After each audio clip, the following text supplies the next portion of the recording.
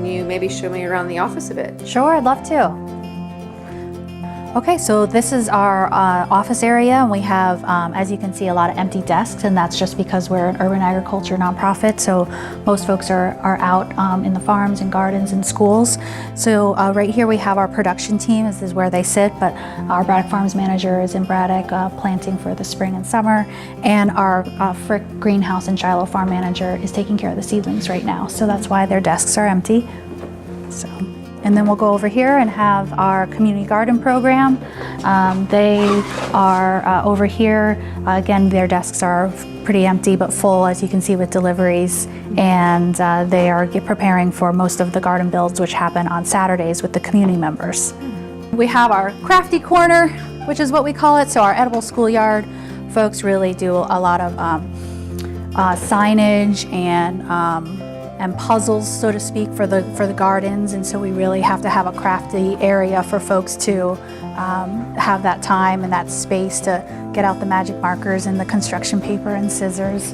And then here, which is really fun, we have our growing tower for our edible schoolyard program. Okay. And so we have 6 edible schoolyard programs in Pittsburgh, and each of them have about 10 garden beds. And so we want to start the seedlings indoors in February, I believe is when they start.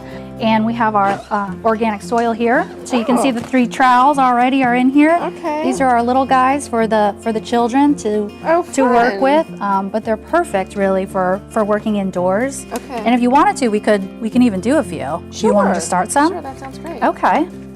So you can just pile that in with really great moisture. Put the soil in first. Yeah. Do you fill it up all the way? All the way.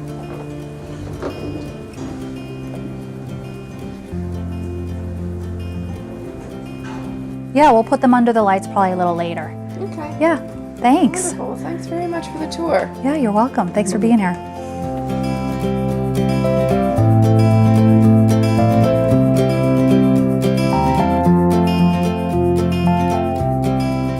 This farm was started in 2007, so we're in, I think, our 8th growing season.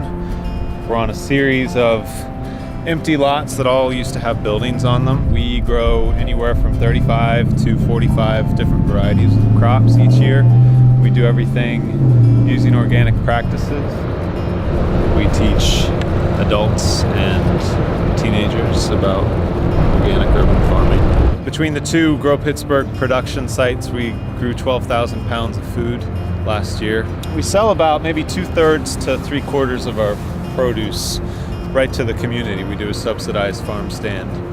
And then the remainder of it goes to restaurants. Anything we can't sell gets donated and distributed right here in town. This is a big, large worm composting bin. So it's a type of worm called a red wiggler worm. So eventually then what will we do with these?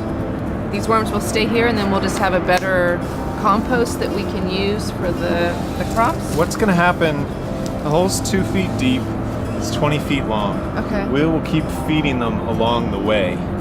As they finish the food and fresh food is put for them, or compost, they will be gone out of this area and this will be fertilizer. And we know that you've got a challenge with the quality of soil given the history of the lot. Yeah. This is the chicken coop. This is kind of our staging area. So this is just where the chickens live. The eggs are right over here.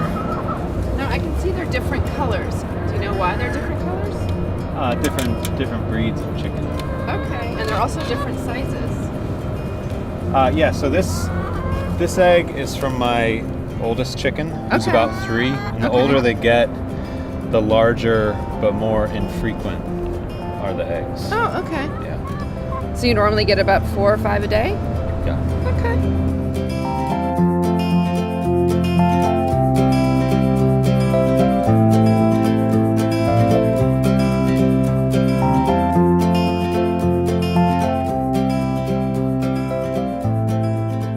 The greenhouse is used to start the plants for Braddock Farms, for Shiloh Farm, which is just a couple blocks down the street, also for our community gardening program.